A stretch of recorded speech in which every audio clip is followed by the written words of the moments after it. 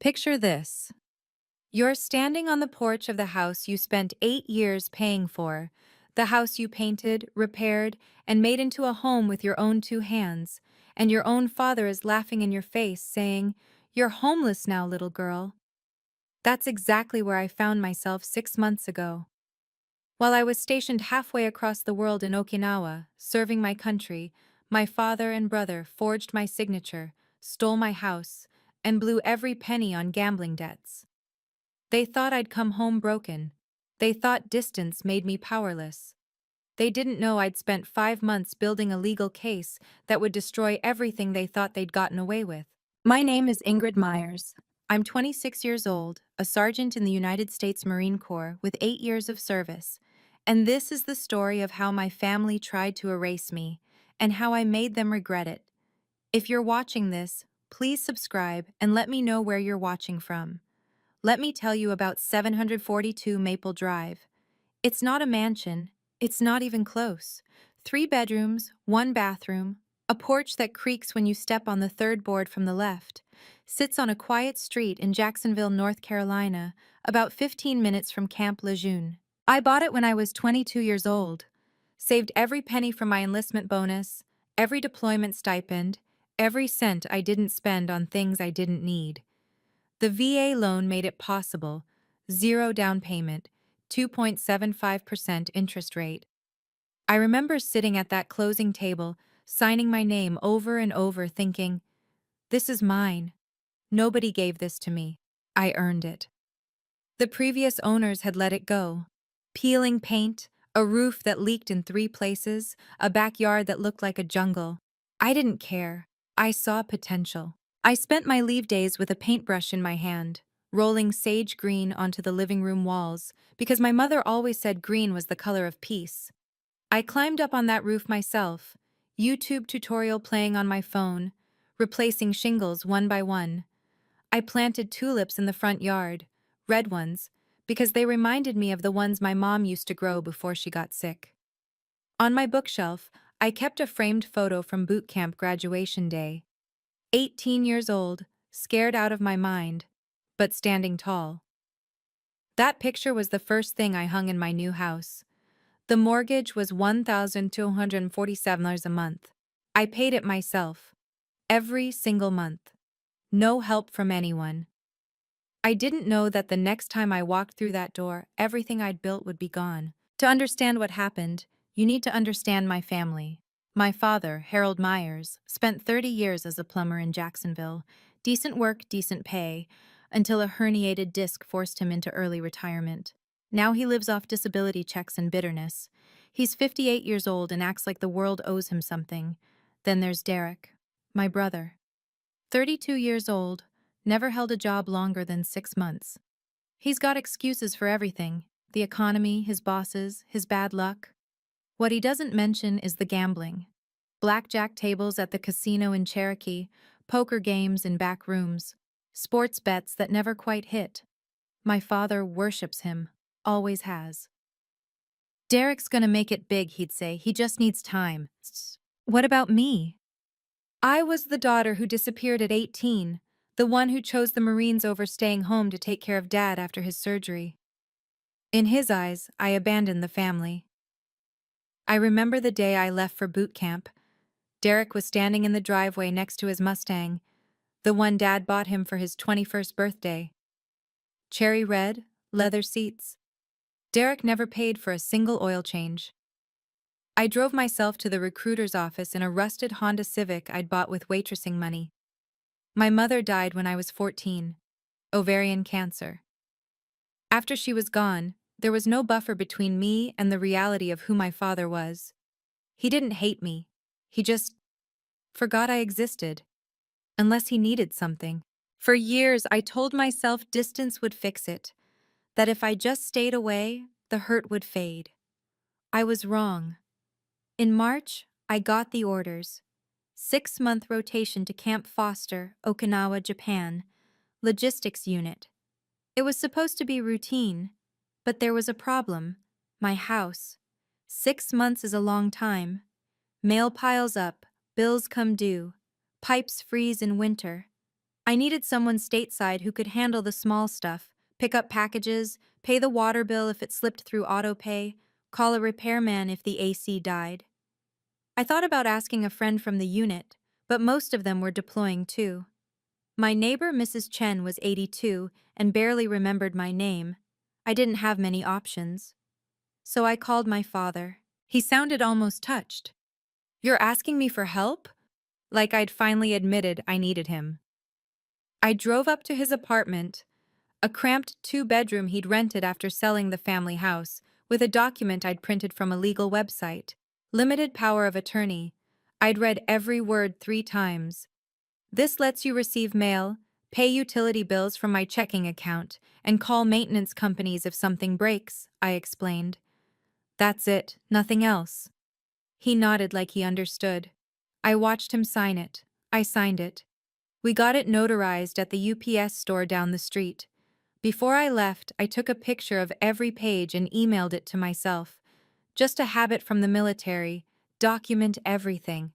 I didn't think I'd actually need it. "Thanks, Dad," I said at the door. "I'll call you every couple weeks." He hugged me, first time in years. "Don't worry about a thing," he said. "Family takes care of family." I believed him. Okinawa was beautiful. Humid and exhausting, but beautiful. Turquoise water, limestone cliffs, sunsets that turned the sky pink and orange like something from a painting. I worked night shifts mostly, processing supply requests, tracking inventory, making sure equipment got where it needed to go. Boring work, important work, the kind of work that keeps the machine running. I kept a photo of my house on my desk, just a snapshot I'd taken before I left. The front porch, the tulips starting to bloom, the sage green curtains I'd hung in the living room window. When the nights got long, I'd look at it and remind myself what I was working toward. Every 2 weeks, I'd video call Dad. The conversations were short, surface level. "Everything's fine. Bills are paid. Nothing to report." He never asked about my work. I never pushed. I sent money home every month, not because he asked, because I'd set up automatic transfers for the mortgage and utilities. My paycheck went into my Jacksonville account, and the bills paid themselves. I just needed someone there for emergencies. Sergeant Tara Collins was one of the few people I'd call a real friend. We'd served together at Lejeune before she got transferred to a different unit on base. Her husband, Marcus, worked at the Onslow County Register of Deeds, basically the office that tracks who owns what property in the county. Tara and I texted sometimes. Memes mostly, complaints about the food, normal stuff. Month 5, 3 a.m. local time. I was halfway through a supply audit when my phone buzzed. A text from Tara. 3 words. "Call me, now." My hands were shaking before I even dialed. Tara picked up on the first ring. "Ingrid." Her voice was tight. "Wrong. I don't know how to say this, so I'm just going to say it." "What happened?" "Marcus was running routine deed transfers today. Your name popped up." She paused. "Your name was removed from your property 2 weeks ago." I heard the words, but they didn't make sense. Removed? That's not how property works. You can't just remove someone.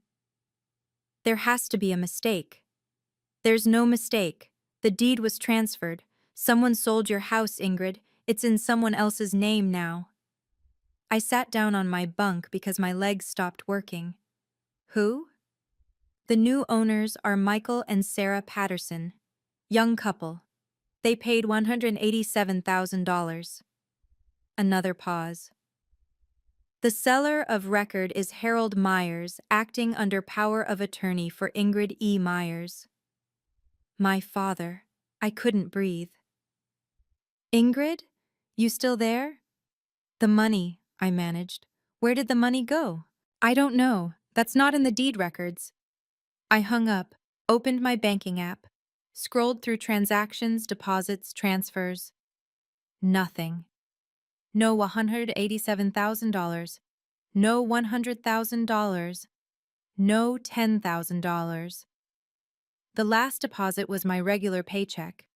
The last withdrawal was the mortgage auto payment, which would now bounce because there was no mortgage anymore, because I didn't own the house anymore. I called my father. It rang twice, then went to voicemail. I called again. Voicemail. Again. Voicemail. I sat in the dark, thousands of miles from home, and I didn't cry. I didn't scream. I opened my laptop and typed into the search bar, SKRA Property Protection Military. The next morning, I walked into the JAG office at Camp Foster. Judge Advocate General, the military's legal branch. I'd never needed them before. Never thought I would. Captain Marcus Webb was assigned to my case. Early 30s, black, wire-rimmed glasses, the kind of calm that comes from seeing the worst and learning to stay steady anyway. He listened without interrupting while I explained everything. The house, the POA, the call from Tara. When I finished, he leaned back in his chair. Do you have a copy of the power of attorney you signed? I scanned it before I left. It's in my email. Pull it up. I handed him my phone. He read slowly, scrolling, nodding. Sergeant Myers, this is a limited power of attorney. It explicitly authorizes your father to receive mail, pay bills from a designated account, and coordinate minor home repairs. He looked up. It does not authorize the sale of real property. So he couldn't legally sell my house. No, he couldn't. Webb set the phone down. But it gets worse. Have you heard of the Service Members Civil Relief Act? I had, vaguely. Something about protections for deployed soldiers. SKRA provides legal protections for active duty military, Webb explained. Among other things, it makes it extremely difficult, almost impossible, for anyone to sell, foreclose on, or transfer a service member's property without their explicit written consent.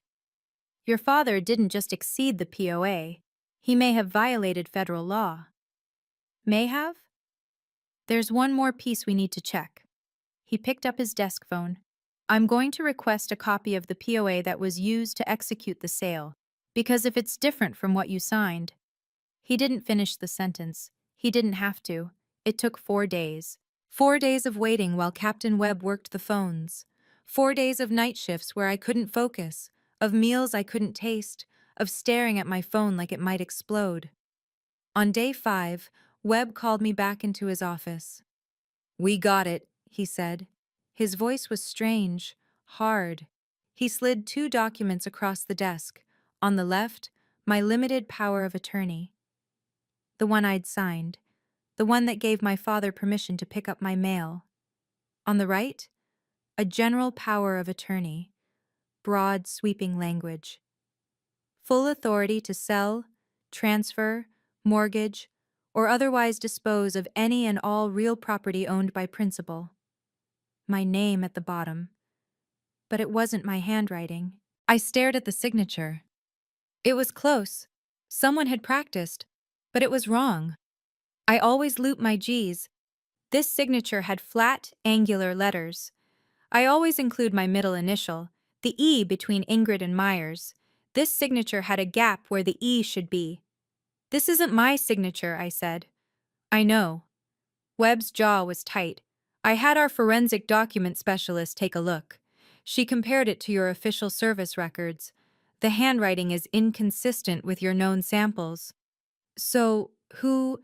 She also compared it to DMV records for Derek Myers. He paused. It's a match. My brother. Derek forged my signature, created a fake document that gave my father complete control over my house, and my father used it to sell everything I owned. What do we do now? Webb pulled out a legal pad. Now, we build a case. Forgery of a legal document connected to a VA-backed property is a federal felony, and violating SKRA adds another layer. He looked at me. They're not getting away with this. Follow the money. That's what Captain Webb said. He helped me file requests with the escrow company that handled the sale. Under military legal authorization, they had to respond within 10 business days. They responded in 7. I sat in Webb's office while he walked me through the documents. The sale closed for $187,000. Standard closing costs, real estate commission, the usual fees. Net proceeds were approximately $172,000. He flipped a page. All of it was wired to an account in Harold Meyer's name. Where is it now? Webb didn't answer right away. That's how I knew it was bad. Bank records show a series of withdrawals and transfers over a 3-week period. $35,000 to something called Atlantic City Holdings, which, based on my research, is a payment processing company for casino debts. $42,000 to a similar company in Charlotte. $28,000 to an individual named Vincent Rossi, who appears to be a private loan collector. A loan shark. I didn't say that. He looked at me. But yes, probably. The numbers kept coming. Rent payments for Derek's apartment, a $4,800 charge at a luxury car repair shop, probably the Mustang, restaurant bills, hotel rooms. Bottom line, Webb said. Of the $172,000 net proceeds, approximately $127,000 is gone. Harold Meyer's current account balance is around $45,000. I did the math. 8 years of service. 8 years of saving every dollar, sacrificing every comfort, building something real. Gone in 3 weeks, turned into poker chips and blackjack bets, and payments to men who threatened to break kneecaps. They gambled away my house, I said. Yes. I stood up, walked to the window, looked out at nothing. What's next? Next, we send a cease and desist, and we contact the VA. The cease and desist letter was 6 pages long. Captain Webb drafted it himself. Military letterhead, JAG office seal. The kind of document that makes people stop laughing and start sweating. It went to 4 parties. Harold Myers, Derek Myers, the notary public who witnessed the fraudulent POA, and the Pattersons, the couple who'd unknowingly bought a house that wasn't legally for sale, through their attorney. The letter spelled out everything: the limited POA versus the forged general POA, the SQRA violation, the fraudulent transfer of title. It demanded an immediate halt to any further transactions involving the property and gave all parties 14 days to respond. But that wasn't enough. Webb wanted insurance. He connected me with Linda Hoffman from the VA's Regional Loan Center in Roanoke. She handled cases involving VA loan violations, and she'd seen everything. This is bad, she said over the video call, her face grim on my laptop screen. VA loans have specific covenants. Any sale or transfer of the property has to be approved by our office. We have no record of any request, no authorization, no nothing. So the sale is invalid? Under VA covenant, yes. The transaction was executed without required approval. It's legally deficient. She typed something off-screen. I'm putting this in writing today. Official VA notification that the sale violates loan covenants and should be considered null and void pending resolution. I exhaled. Finally, something solid. What happens if they don't comply? I asked. Linda looked directly at the camera. Then we stop asking politely. Forgery, wire fraud, SQRA violation, that's federal territory. The U.S. Attorney's Office in Eastern North Carolina doesn't mess around. I saved the email she sent. Then I saved it again, just in case. 14 days. That's how long they had to respond to the cease and desist. Day 1, nothing. Day 2, nothing. By day 7, I'd stopped expecting anything. My father wasn't going to respond to letters. He probably thought I was bluffing.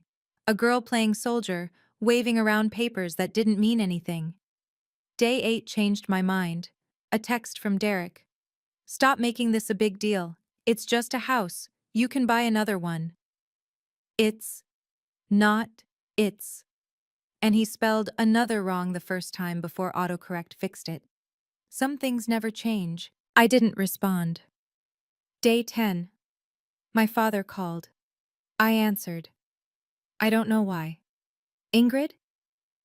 His voice was that same mixture of condescension and forced patience I remembered from childhood. We need to talk about this situation. Situation? This legal business. You're overreacting. We're family. We don't need lawyers involved. You sold my house. I did what I had to do. Derek was in trouble, real trouble. People were threatening him. So you stole from me. Silence. Then, it's not stealing when it's family. That's not how family works. Family doesn't forge signatures, Dad. His voice hardened. You were always like this, always thinking you're better than everyone else just because you put on a uniform. You think the Marines make you special? You're still my daughter. You'll do what I say. No, I won't. He hung up. Day 14. The deadline came and went. No formal response from Harold. No response from Derek. No response from the notary. The Pattersons' lawyer did respond, a panicked letter asking for more information about the allegations and expressing his client's desire to resolve the matter. They were scared. My father was not. He thought he'd already won. The Pattersons didn't deserve this. I learned about them through their attorney's response letter. Michael Patterson, 30 years old, worked as an electrician for a commercial contractor in Wilmington. Sarah Patterson, 29, was a kindergarten teacher at an elementary school in Jacksonville. They'd been married for 3 years, saving every penny for a down payment on their first home. When they found 742 Maple Drive, they thought it was perfect. 3 bedrooms, room for the baby Sarah was carrying, 4 months along, a nice yard, a quiet neighborhood, close enough to Camp Lejeune that Michael could pick up side work on base. They paid $187,000. Every dollar they had, plus a mortgage they'd stretched to afford. They'd already painted the nursery yellow. They had no idea the seller wasn't authorized to sell. They had no idea the property still had a VA loan attached. They had no idea their dream home was built on fraud. When they got the cease and desist letter, they panicked. Sarah called their attorney crying. Michael didn't sleep for 3 days. Through their lawyer, they reached out to Captain Webb's office. "We're not trying to fight her," Michael's message said. "We just don't understand what's happening. We did everything right. We used a licensed real estate agent. We went through escrow. How is this possible?" I read that message and felt something twist in my chest. They weren't the enemy. They were collateral damage. But their presence didn't change the facts. The sale was fraudulent. The house was mine. And somewhere in all of this, there had to be a solution that didn't leave everyone ruined. That was a problem for later. Right now, I had a flight to catch. While I was waiting for my deployment to end, my father was running a smear campaign. I heard about it from Tara. She'd seen posts in a local Jacksonville Facebook group, the kind of neighborhood page where people complain about parking and share pictures of suspicious vans. Harold had been telling people his version of events. According to him, I was an ungrateful daughter who abandoned my family to play soldier. I never visited, I never called. I didn't care when he was injured, and now I was suing my own father over a real estate misunderstanding. Derek was right there backing him up, commenting on posts, adding details, making me sound like a greedy, selfish woman who valued money over blood. "She always thought she was better than us," one of Derek's comments read. "The military went to her head. Sad what people will do for money." People were believing it. Comments piled up. "That's terrible. What kind of daughter does that? Family should stay out of courts. She should be ashamed." A woman I'd gone to high school with messaged me directly. "Hey, I saw the stuff about your dad on Facebook. Is it true you're suing him? That's really sad." I didn't respond. Part of me wanted to scream the truth, to post the forged documents, the bank records, the VA letter, to prove to everyone what actually happened. But Captain Webb had warned me. Anything public could be used against me. Keep it quiet. Let the legal process work. So I stayed silent. I let them think I was the villain. And I counted the days until I could look my father in the face and show him exactly who he was dealing with. 3 days before my flight home, Harold requested a video call. I almost ignored it. But something made me accept. His face filled my screen, older than I remembered, more tired, but with the same stubborn set to his jaw. Derek was behind him, smirking. Ingrid. My father's voice was different now. Not angry. Careful. I think we need to settle this before you come home. There's nothing to settle. Yes, there is. He leaned forward. I've talked to a lawyer. A real one, not some military kid playing dress-up. He says your case isn't as strong as you think. I didn't blink. Drop this, he continued. Come home, we'll work something out. Maybe I can scrape together some money, pay you back over time. But if you keep pushing... He paused, making sure I was listening. If you keep pushing, you're not my daughter anymore. I'll cut you off completely. No contact, no family, nothing. Derek leaned in. You really want to be alone, Ingrid? You really want to throw away your whole family over a house? I let the silence stretch. I didn't throw away anything, I said finally. You did. When you forged my signature, when you stole my savings, when you gambled away 8 years of my work. I was protecting Derek. You were protecting yourself. I cut him off. Because you're scared of what happens if you don't clean up his messes. You've been scared your whole life. Harold's face went red. If you step foot in that courtroom, then I'll see you there. I ended the call. My hands were shaking, but not from fear, from certainty. There was no saving this relationship. There never had been. Now, there was only justice. 18 hours, 3 connecting flights, an ocean between who I was and who I was about to become. I packed light, laptop, legal files, my dress blues, pressed and perfect, because this wasn't a family reunion, it was a reckoning. Tara met me at the Jacksonville airport. She was standing by her truck, arms crossed, watching me walk out of the terminal. She didn't say anything, just pulled me into a hug that lasted longer than either of us expected. You look like hell, she said when she finally let go. Thanks. How much sleep did you get on the flight? Some. Liar. She took my duffel bag and threw it in the back. You're staying at my place. Marcus is making dinner. You're going to eat, shower, and pretend to be a human being for one night. Tomorrow, you can be a Marine again. I didn't argue. At Tara's house, I spread the files across her dining room table. The POA comparison, the forensic analysis, the VA letter, the bank records. Everything Webb and I had built over 5 months. Marcus looked it over while I picked at the lasagna he'd made. This is solid, he said. Really solid. Solid enough? He met my eyes.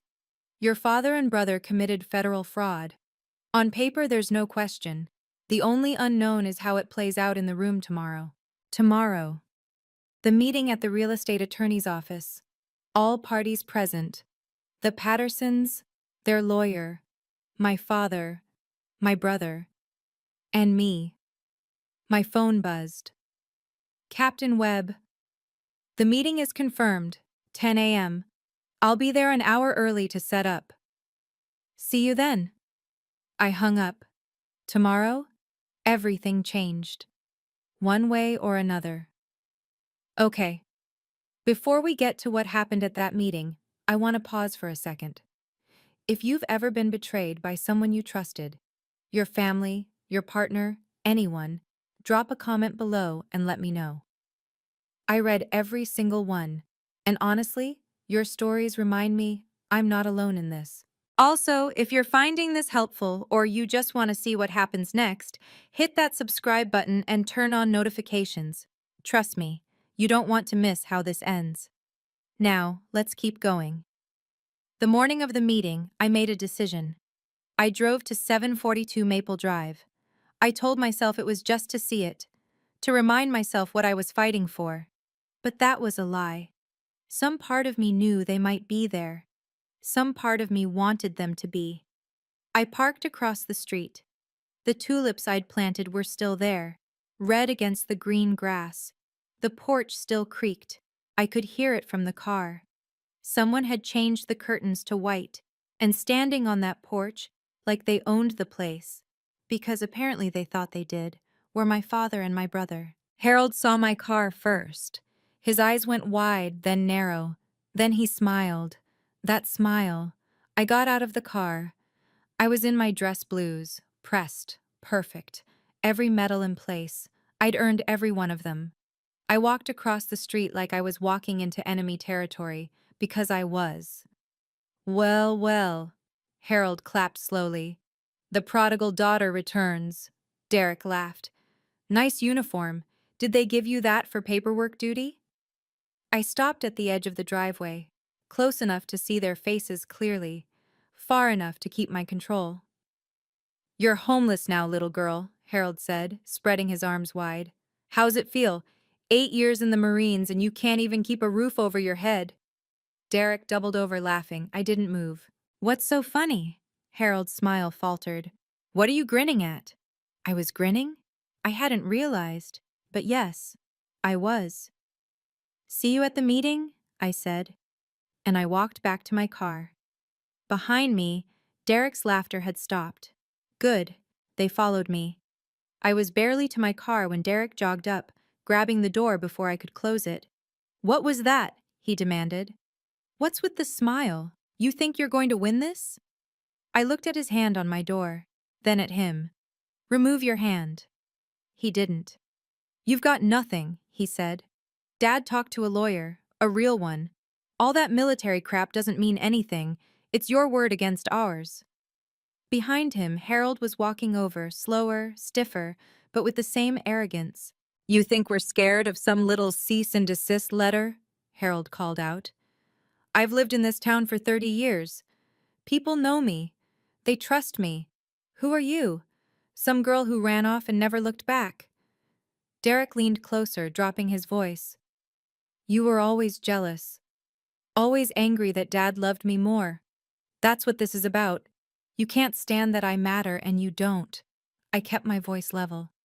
You matter so much that you had to forge my signature to pay off your gambling debts. His eyes flickered, just for a second. Fear. That's not... Derek. I said his name like it was nothing. Like he was nothing. I have forensic handwriting analysis linking the forged POA to your DMV signature. I have VA documentation that the sale was never approved. I have bank records showing exactly where the money went. He stepped back. You're bluffing. Then call it. I closed my car door. See you at 10. I drove away. In my rearview mirror, I watched them standing in the street, smaller and smaller, until they disappeared entirely. They still thought this was about the house. It wasn't.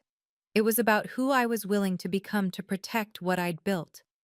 Wait, let me clarify the timeline. The confrontation at the house happened around 7 a.m. The meeting wasn't until 10 a.m. Those 3 hours in between felt like 3 years. I went back to Tara's place, showered, changed nothing. I was staying in my dress blues, made coffee I didn't drink, stared at walls I didn't see. Around 8:30, I spread the files across Tara's table one more time. Not because I needed to review them. I'd memorized every word. But the ritual of touching the pages, organizing them, checking their order, it steadied me. Limited POA. The real one. My signature. General POA. The fake one.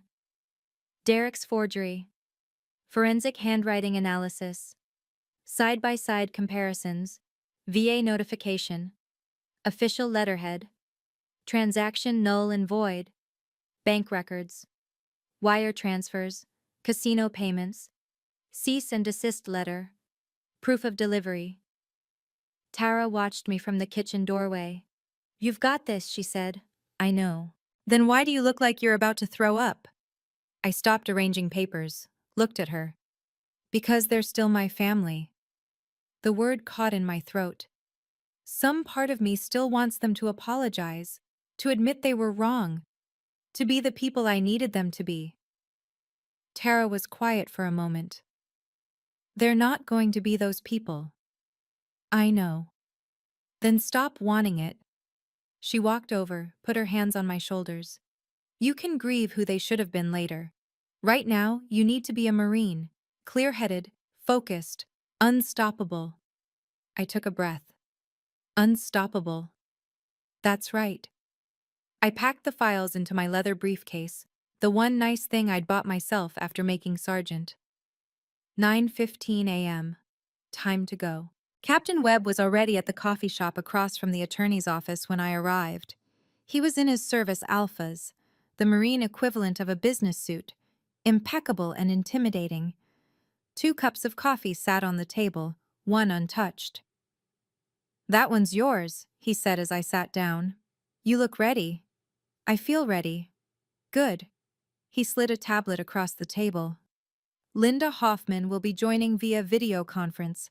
She's patched into the meeting room. Here's what we're going to do." He laid out the strategy. First, I would stay silent. Let Webb do the talking until it was time for me to present evidence directly. Second, we'd lead with the POA comparison. Visual, undeniable. Let them try to explain away the obvious forgery. Third, Linda would confirm the VA covenant violation on the record. Official, documented, not up for debate. Fourth, we'd present the bank records, show exactly where the money went. Fifth, and only if necessary, we'd outline the criminal implications: forgery, wire fraud, SQRA violation, federal prison. "The goal isn't to threaten," Webb said. "The goal is to present facts so overwhelming that there's no room for argument. We want them to understand that their only options are compliance or prosecution." "And the Pattersons?" "Innocent buyers. We make that clear. They're victims too. The solution is to void the sale, return the property to you, and have Harold and Derek reimburse the Pattersons fully." "Can they even do that? Most of the money is gone." Webb's expression didn't change. "That's their problem to solve, not yours." My phone buzzed. 9:55. "Let's go," I said. We walked across the street together. 2 Marines, 1 mission, no mercy. The law office of Mitchell and Associates sat in a converted Victorian house downtown. Hardwood floors, crown molding, the kind of quiet money that whispers instead of shouts. Attorney Gregory Mitchell was the neutral party, a real estate specialist hired to mediate. He met us at the door, shook hands, led us to a conference room with a long mahogany table and leather chairs. Webb and I took positions on one side. The laptop for Linda's video feed was set up at the head of the table. 9:58 a.m. The Pattersons arrived. Michael was tall, broad-shouldered, with the calloused hands of a working man. Sarah was small, visibly pregnant, clutching her husband's arm like she was afraid of what was coming. Their attorney, a nervous young man named Thompson, trailed behind them. Sarah looked at me. I saw fear in her eyes, but also something else: curiosity, like she was trying to understand who I was and how we'd ended up on opposite sides of a table. 10:04 a.m. My father and brother arrived. Late. Of course. Harold walked in like he owned the place, chest puffed out, wearing a rumpled button-down shirt that had seen better decades. Derek followed in jeans and a t-shirt, smirking, radiating a confidence he hadn't earned. Then Harold saw Captain Webb's uniform, the JAG insignia, the oak leaves of a captain. The smirk faded. Derek leaned over, whispered something to Harold. Harold shook his head slightly. They sat down across from me. For the first time in my life, my father couldn't meet my eyes. Attorney Mitchell cleared his throat. "Let's begin." Linda Hoffman's face appeared on the laptop screen. The pieces were in place. Now, the truth. Attorney Mitchell started with the basics. "We're here to discuss the disputed property at 742 Maple Drive," he said. "All parties with a claim or interest are present. Mr. Myers, you represented yourself as having authority to sell the property. Sergeant Myers contests that authority. The Pattersons purchased the property in good faith. Let's hear from each side." Harold went first. He didn't have a lawyer, too arrogant to think he needed one. "This is simple," he said. "My daughter gave me power of attorney before she went overseas. I used that authority to sell the house. It was an emergency. Derek owed money to dangerous people. I did what any father would do." Derek nodded vigorously. "Exactly. She's overreacting." This is a family matter. Attorney Mitchell looked at me. Sergeant Myers? I stayed silent. Webb spoke instead. Thank you, Mr. Mitchell. Before we proceed, I'd like to introduce myself as Captain Marcus Webb, Judge Advocate General's Corps, currently assigned to Camp Foster, Okinawa. I'm representing Sergeant Myers in this matter. Harold's jaw tightened. I'd also like to note that Ms. Linda Hoffman of the VA Regional Loan Center is joining us remotely and will provide official VA testimony regarding the property's loan covenant. Linda nodded on screen. Now, Webb opened his briefcase. Mr. Myers claims he had authority to sell the property. Let's examine that claim. He pulled out 2 documents. I have here 2 powers of attorney. One is a limited power of attorney signed by Sergeant Myers, authorizing only mail receipt, bill payment, and minor maintenance. The other is a general power of attorney used to execute the sale. He slid them across the table. These are not the same document, and the signature on the general POA is not Sergeant Myers's handwriting. The room went very quiet. Webb placed the documents side by side, positioning them so everyone at the table could see.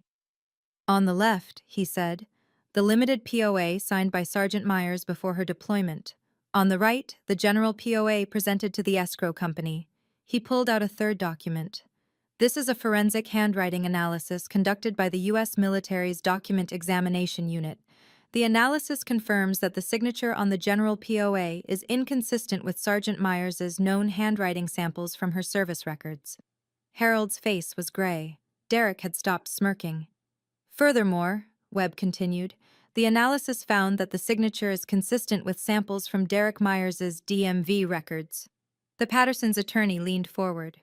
Are you saying? I'm saying the general POA was forged. Derek Myers signed his sister's name to a fraudulent document, which Harold Myers then used to sell property that wasn't his to sell. Harold stood up. This is ridiculous. I'm her father. I have every right. Sit down, Mr. Myers. The voice came from the screen. Linda Hoffman. I represent the Department of Veterans Affairs, she said. Sergeant Myers purchased the property using a VA-backed loan. Under the terms of that loan, any sale or transfer of property requires prior approval from our office. She paused. We have no record of any request, any authorization, or any communication regarding this sale. The transaction was executed in violation of federal VA loan covenants. She looked directly into the camera. Under VA regulation, this sale is null and void. Sarah Patterson gasped. Her hand went to her belly. Michael's face crumpled. But we paid. You paid for a fraudulent transaction, Linda said, not unkindly. You're victims too, but the law is clear. Derek finally spoke, his voice cracking. This is all fake. It's not, I said. Everyone looked at me.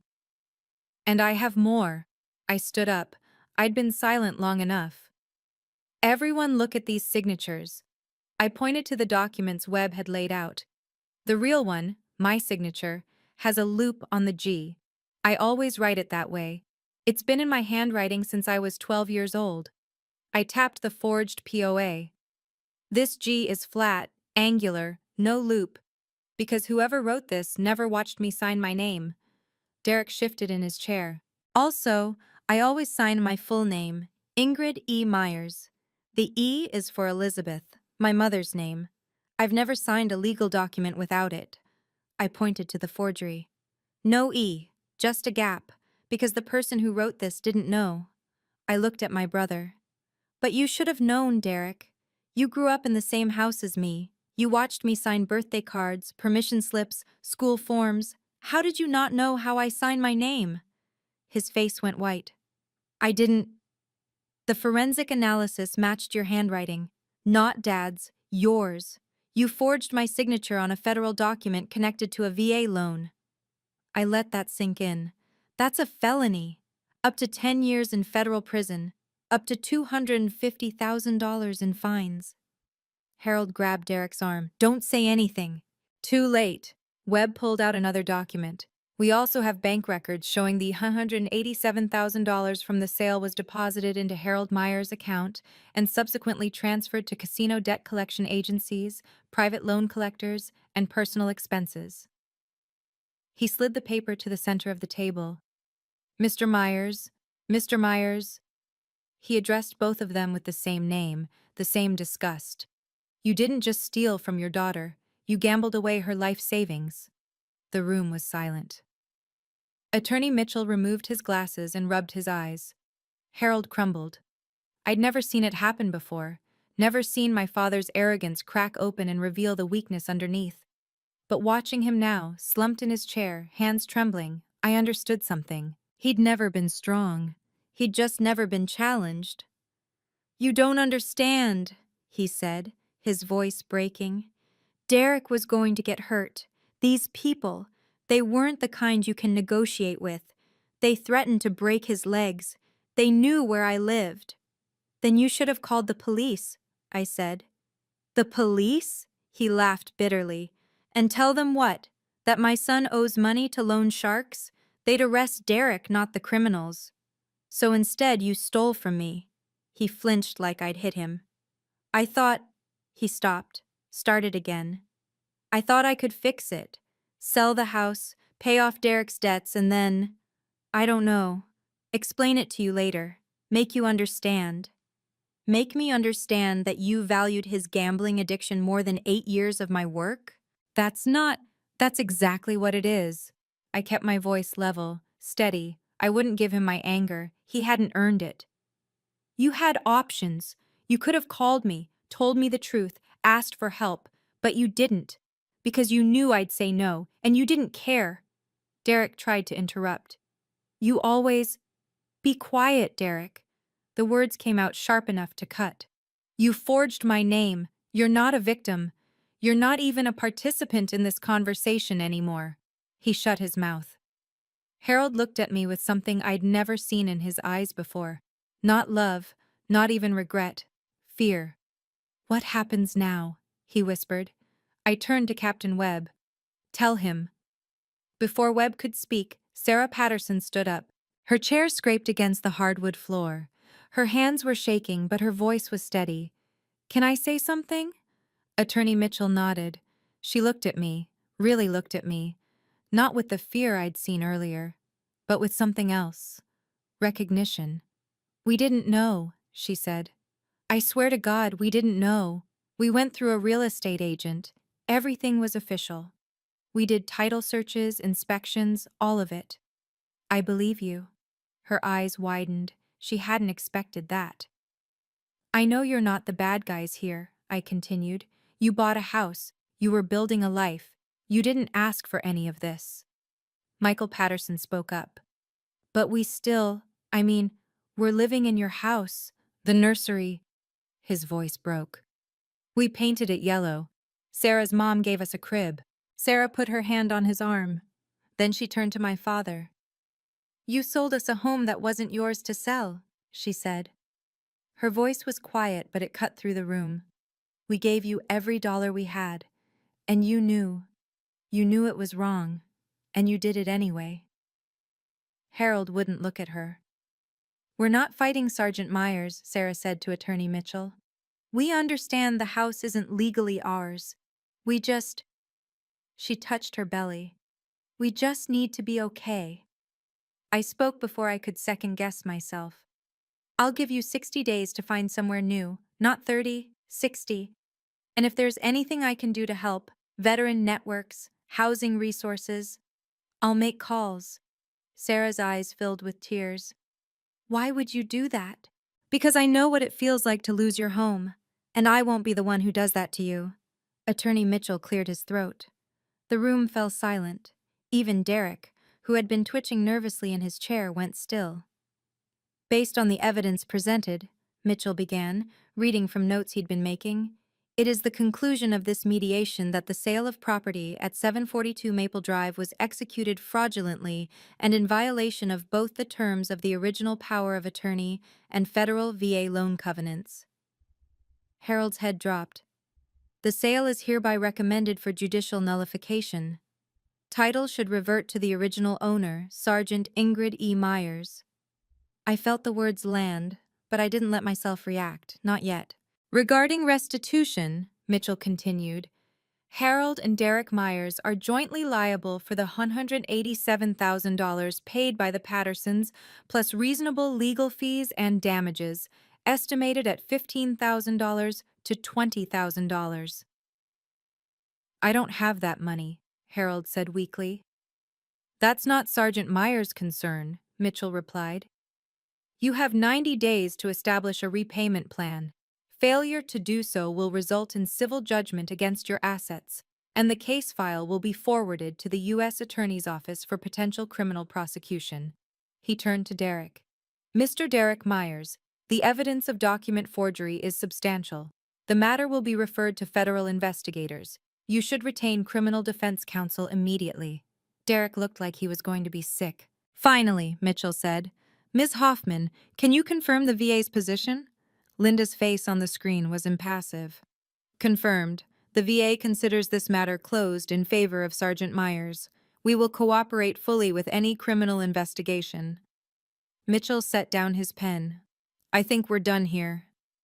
90 days, $187,000, or federal prison. I looked at my father. He couldn't look back. The meeting ended in silence. Harold stood up slowly, like a man carrying weights on his shoulders. He walked toward the door without looking at anyone. Not me, not Derek, not even Attorney Mitchell. Derek followed, but stopped at the threshold. He turned around. You happy now? His voice cracked with something between rage and despair. You destroyed this family. I met his eyes. No, Derek. You destroyed this family when you forged my name. I'm just holding up the mirror. He stared at me for a long moment. I thought he might scream, might lunge, might do something stupid enough to add assault charges to his list. But instead, he just shook his head. You're cold, he said. You were always cold. Then he left. Harold was already down the hallway. He didn't look back. He didn't say goodbye. 26 years his daughter, and he walked away without a word. I stood in the conference room, watching the empty doorway, and felt nothing. No satisfaction, no grief, just stillness. Sarah Patterson approached me hesitantly. Sergeant Myers? I turned. The house, she said softly. Before we moved in, I found these red tulips in the front yard. They were beautiful. I watered them every day. She paused. I didn't know they were yours. I smiled, the first real smile in weeks. Take a cutting before you go, I said. Plant them wherever you land next. They're survivors. They'll bloom anywhere. Sarah's eyes welled up. She reached out and squeezed my hand. Thank you, she whispered, for being kinder than you had to be. She rejoined Michael, and they walked out together, not broken, just changed. Captain Webb appeared beside me. You did good, Sergeant. I know, but I didn't feel good. Not yet. Maybe not for a long time. All right, we're getting close to the end now, and honestly, this next part still gets to me. If you've made it this far, you're officially part of this journey with me. I'd love to know, would you have done the same thing in my situation? Drop your answer in the comments. And if you haven't already, please subscribe and share this video with someone who needs to hear that standing up for yourself is always worth it. Let's finish this together. 3 days after the meeting, I invited the Pattersons for coffee. We met at a small cafe near the waterfront. Neutral territory, no lawyers, no documents. Just 3 people trying to find a way forward. Michael came straight from work, sawdust still on his boots. Sarah wore a sundress that stretched over her growing belly. They looked exhausted. They looked scared. I want you to know something, I said once we sat down. I don't blame you, not for any of this. Michael shook his head. We should have checked more carefully. You did everything right. You used a real estate agent. You went through escrow. You got title insurance. I leaned forward. The system failed you. My father failed you.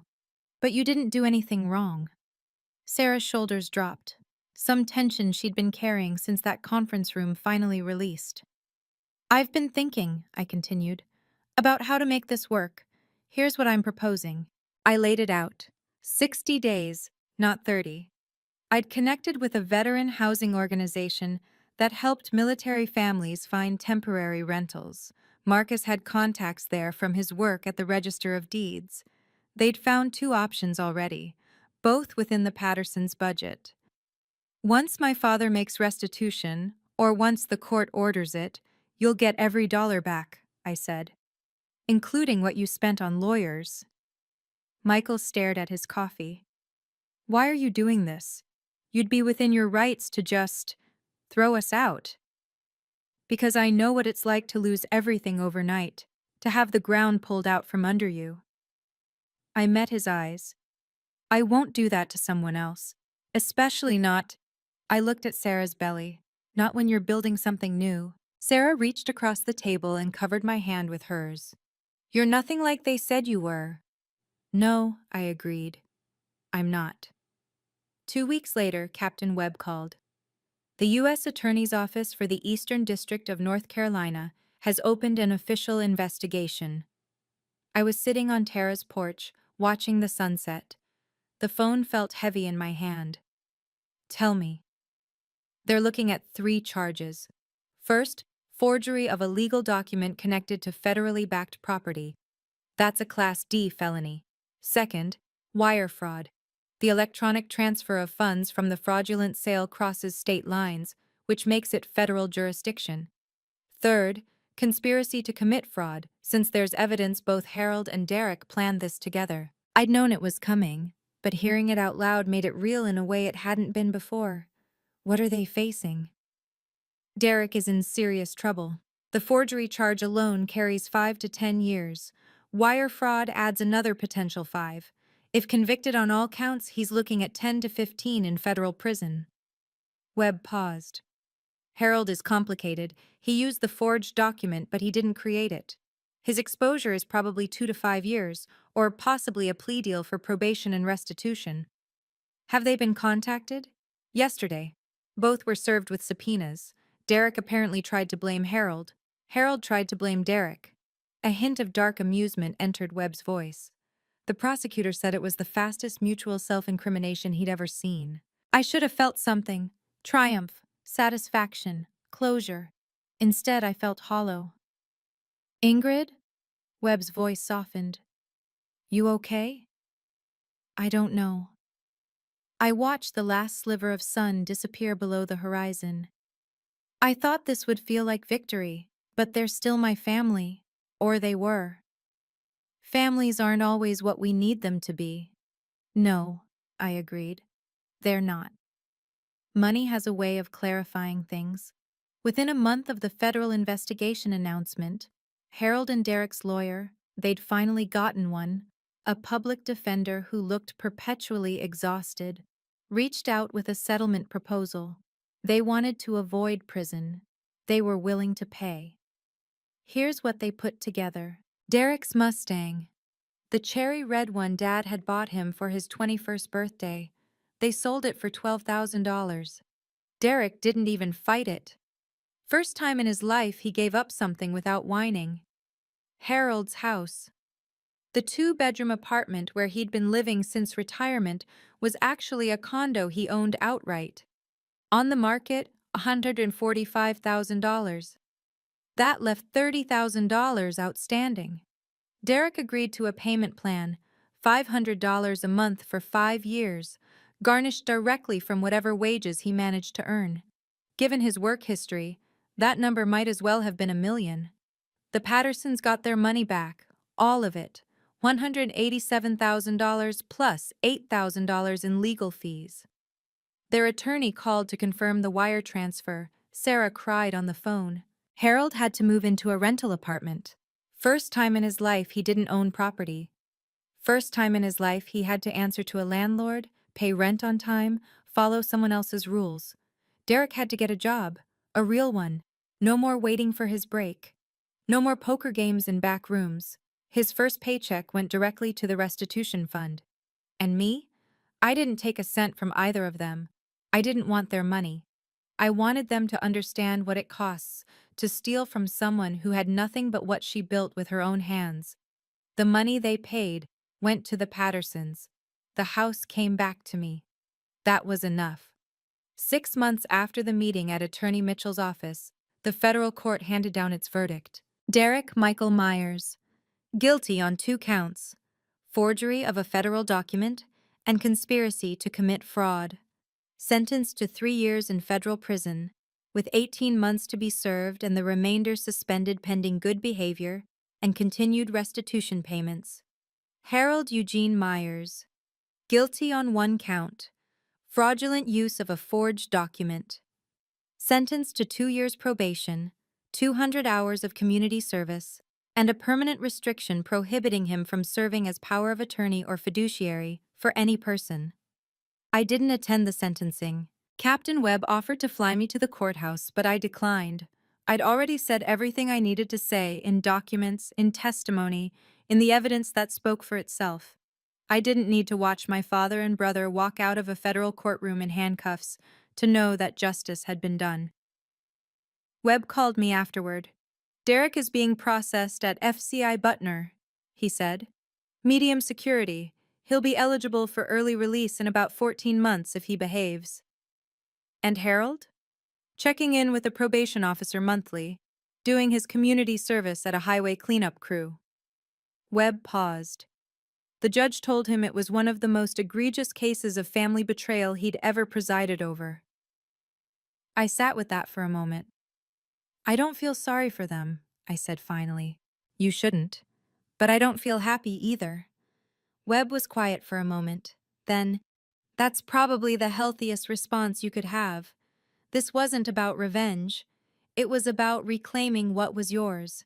You did that. The rest is just aftermath." Aftermath.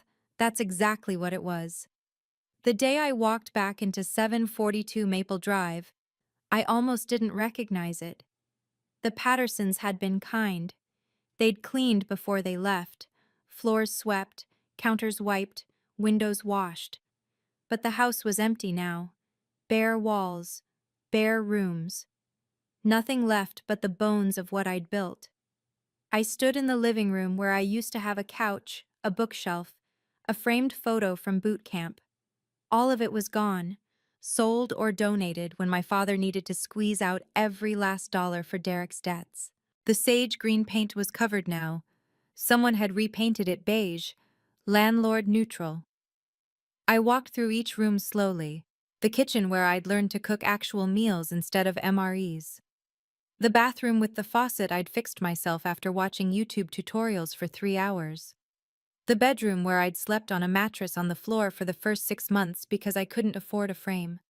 In the backyard, I found the tulips. Red, still blooming. Somehow, through all of it, they'd survived. I knelt in the dirt, touching the petals. My mother's favorite flower. The only thing in this house that was exactly how I'd left it. And then, for the first time since any of this started, I cried. Not from sadness, not from anger, from relief. It was over. I was home. And no one, not my father, not my brother, not anyone, could take that away from me again. I stayed in that backyard until the sun went down, watching the shadows stretch across the grass I'd mowed 100 times. Then I stood up, wiped my face, and went inside to start again. The house was empty, but it was mine, and that was enough. 3 months later, I stood at attention one last time. My honorable discharge ceremony was small. A handful of officers, a few friends from the unit, Tara with her phone out recording everything. 8 years of service reduced to a folded flag, a handshake, and a DD-214 that said I'd done my duty. I didn't regret a single day. The transition back to civilian life was harder than I expected. 8 years of structure, routine, purpose, suddenly replaced by silence. No 0500 wake-up calls, no formations, no one telling me where to be and when. But I had a plan. The GI Bill covered tuition. I enrolled at Coastal Carolina Community College Criminal Justice Program, 2-year degree, with the option to transfer to a 4-year university afterward. Why criminal justice? Because I understood what injustice felt like. Because I'd seen the system work. Slowly, painfully, but eventually. Because I wanted to be part of making it work faster for people who didn't have military lawyers on their side. I furnished the house slowly. Secondhand couch from a veterans assistance center, kitchen table from a garage sale, the framed boot camp photo I ordered reprinted and hung back in its place on the living room wall. Tara visited on weekends.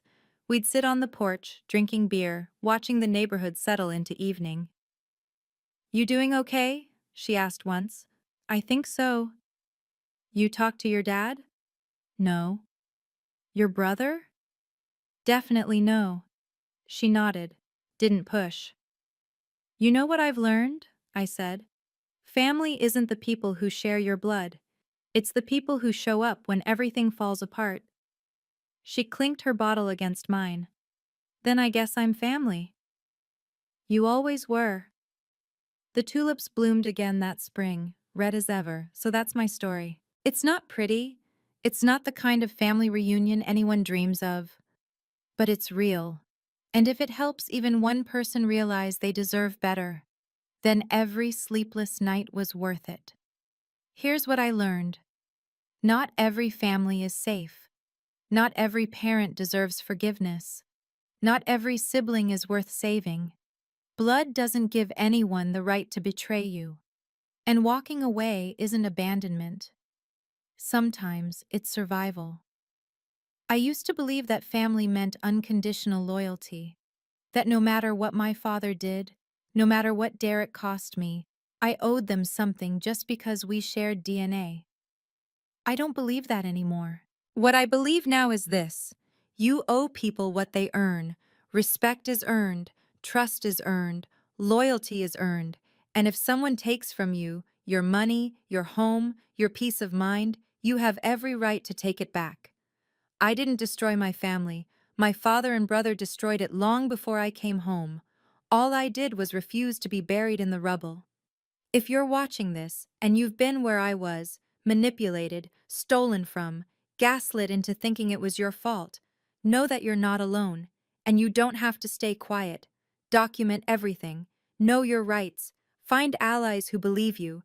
And when the time comes, when you're standing on that porch and they're laughing at you, calling you homeless, smile back, because the truth always comes out, and the truth is your weapon. My name is Ingrid Myers.